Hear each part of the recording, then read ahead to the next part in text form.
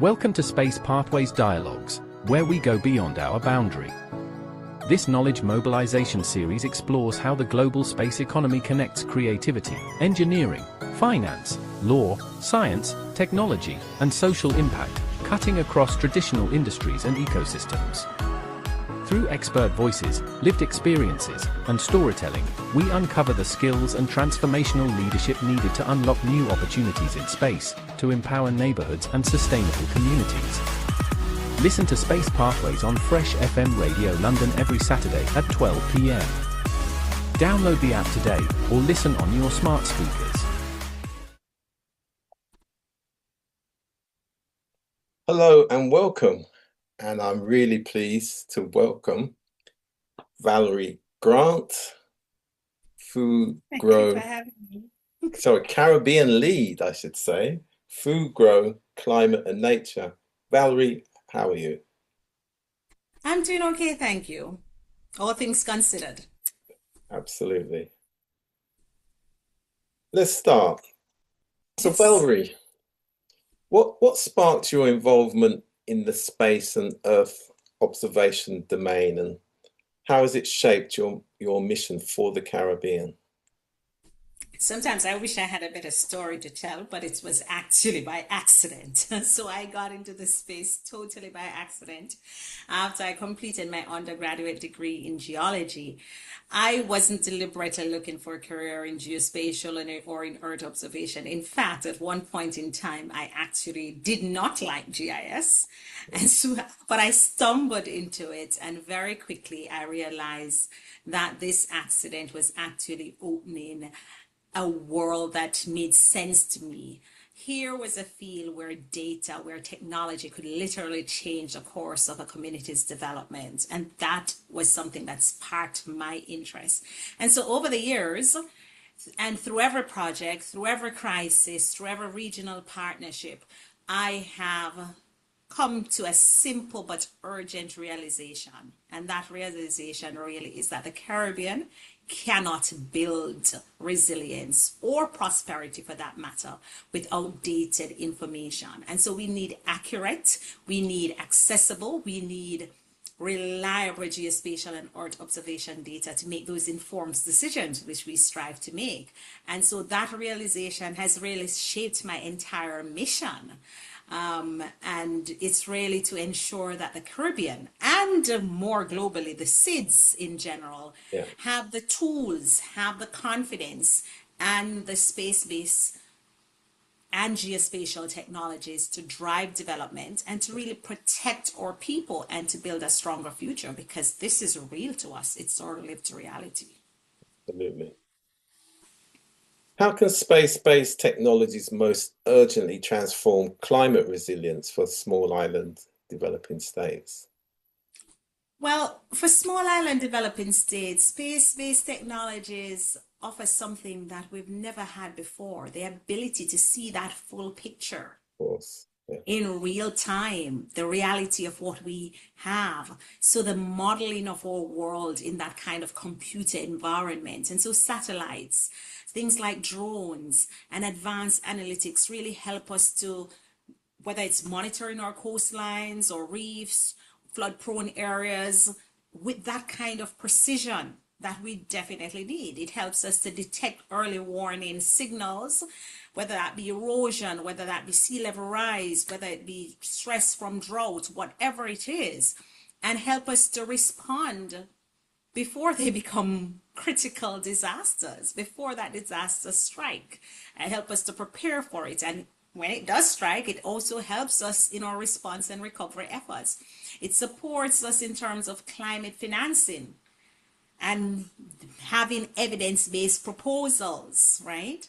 And it helps us to map and to have a value to our natural assets, like our mangroves or seagrass, all of those ocean assets, because after all, we are small island developing states, but we are also big ocean nations. And so what is most urgent now is us making these technologies not for a few, It shouldn't be for a few experts, but we need to democratize that. We need to make it accessible. We need to make sure that local agencies, like communities, have access to that. And it shouldn't be that they have to be experts. So we have to find creative ways. And AI is also allowing us to do that so that people can interact in natural language. And so this transformation, I believe, will drive things like we're doing in terms of like Digital Earth Caribbean, and something that we are also working on at FUGRO, the big ocean insights, so that we can have up-to-date information. We can have decision-ready data that really supports the Caribbean and other seas, because this is not a luxury. It is something that we really need. Absolutely. And I'm also thinking about the importance of early warning systems as well. Absolutely. Immediate trigger and messages Yeah. go across the globe, get ready, Yeah. So in the aftermath of Hurricane Melissa, what was your role in Jamaica's response, and what key lessons emerged for disaster management? So, Melissa, wow, that storm just really devastated our country. And so my role has been leading and coordinating a lot of the drone-based damage assessment efforts nationally through a nonprofit organization that I founded called Jamaica Flying Lambs, but with the support of so many global partners.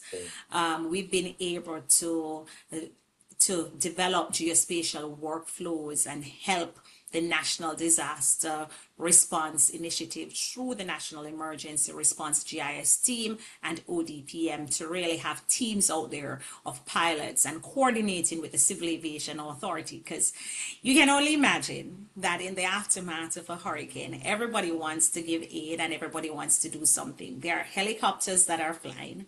There are lots of drones that will happen. So it takes a real coordinated approach to make sure that everything is in sync and it doesn't become a wild, wild west, and we create more accidents in the aftermath of the disaster. So from coordinating with civil aviation to making sure that in the western part of the island and that things are impacted, things are being done under certain standards, and also with a very coordinated approach under an umbrella license, which we have to help coordinate all the others. And then also making sure that we can dispatch the pilots, we can assign them what they need to fly and not have overlaps. And so we work through that with many partners, Humanitarian OpenStreetMap, We Robotics, Esri. We had international drone companies who came to assist us, places like companies like Wingtra, Skydio. We use different type of drones. We use those drones that I mentioned from the companies. We also use the EB. We had local partners as well, like Spatial Innovision. We had government entities like the National Land Agency, the Forestry Department. We had different organizations like Spatial Innovision. We had so many, and I'm sure I'm forgetting some of these organizations right now, but we had so many partners that we were coordinating with and collaborating with. And we also had the University of the West Indies helping us with the data processing, and a global flying labs network. About 10 of the different flying labs put their hands up to say, yes, we'll help with the data processing. We also have to say that we also had telecommunications partner, because right now we are literally going to Flo's office, and that's where we have to be doing the upload for the data from, because we have terabytes of data, and we were facing a backlog because of slow internet speed. Even when we had Starlink, that didn't work, and so we had to find other solutions to help us to get the data so that it could become useful to the persons who are responding and doing the assessments. And the key lessons learned in terms of the Wow. emerging at least at this point. Wow. So there has been so many lessons learned. Preparedness is everything. Yeah. Technical capacity must exist before that storm, not after. That is something that has been echoing throughout. And that is the only reason why we were able to have this kind of local leadership with the partnerships of the global community.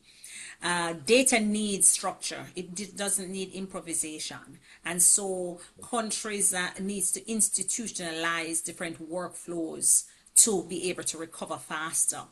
We also recognize that what you have on paper, the theory, is often very different in when it practice. hits the reality on the ground, Exactly. So like we've every had to be plan. adjusting and being Yeah, flexible on the fly absolutely. as we go out And there. and And creative, of course, as well. absolutely. And local knowledge and technology can definitely equal impact. So the best map comes from combining that drone data with also information that we've gathered in terms of qualitative information from the ground. And I think that's why Yeah, drone is so important. Satellite, you can be a little bit dispassionate about, you can just look at the data. But when you go out there, like I have with the teams, and you're in the field, and somebody comes up to you and tell the story, there is that personal connection with that data that has just been captured, and you look at it through a different yeah, lens. So there is absolutely. that. Yeah, I mean, they're they're thinking about their livelihoods and future sustainability. Yeah. And I think one of the things I must say is that geospatial, I think, is coming out as not just a tool, but it has come out as something that could be life-saving in this particular situation. So I'm hoping that persons recognize that value. So it's an integral part of the infrastructure, isn't it? Absolutely. Yeah. So critical. Tell us, how are you helping to build the next generation of Caribbean professionals in space and geospatial careers? Well, that's something that anybody who knows me know is very dear to me. I believe that we have to build that next generation. We have to start from the youths. We have to build that culture of spatial thinking. And so, Primary schools, pardon? primary Abs schools. Absolutely. So these are the ones that we are working with. These are the ones that we're exposing to Yeah, drone technology. They are the ones that we're saying this is GIS, and helping them to map their communities okay. and to see what is possible. So training these young people from that young age to expose them to the possible, I find that it opens up a whole new world for them. And it also echoes something that I often say: it removes the barrier that, you know, your geography should dictate your destiny. I often say that I'm a country girl. I grew up in rural Jamaica. I'm proud of it. And the reality is that I want more persons from rural Jamaica and from any rural country to recognize that they can be a global leader in the tech space. No one should limit what they feel they can do. And I think oftentimes it's a matter of exposure. So it's building that awareness, it's mentoring, it's teaching. It's also not just a primary school, it's a high school, it's at the university level, it's exposing them to opportunities. And it is also having those regional platforms and creating opportunities for them to see that they can be part of this. Yeah. Finally, what opportunities exist for others to get involved in the work that you're leading across geospatial space-based technologies and I think there climate are many. resilience? Yeah, so I think that there are many ways to get involved, whether they are students, whether they are professionals, or whether they are institutions. I mean, join regional dialogues. For example, we started a regional dialogue that happens every other month. And it's Okay. something that I started in July. And so the next one is going to be on January 21st, and it's called Caribbean Climate Conversations. That's an opportunity to understand what is going on in the region. It's an opportunity to understand who are the players in this space. I think it's important that persons participate and volunteer in different initiatives that are out there, because there are several initiatives that are out there. You have some initiatives. Persons like Dr. Claire Nelson has Yeah. initiatives. There are so many persons with initiatives. And so, and connecting to the persons. We are all ready to talk to folks and to direct them to where things are possible, right? And engaging in all of these ongoing initiatives and partnering with organizations. But I think the spirit of volunteerism is very critical. And for us as professionals in the space, it's also important that we mentor others and we take someone with us. And I think that is important. And really welcome the people who are new to the area, the lived experience of the mentors, that they can use that to build themselves up and find their way, you know, in the sector. Really important. Yeah. Okay, so if people want to connect with you, how do they do that? The best place to find me is on LinkedIn. Okay. That would be probably the easiest connection. And I'm there as Valrie Grant. It's Valrie without the E in the middle. So it's VALRIE Grant. And send me a message, connect with me. Let's talk something about space-based technologies and also anything about climate. Happy to have the conversation. Great. Thank you very much. Good day and take care. Thank you for having me.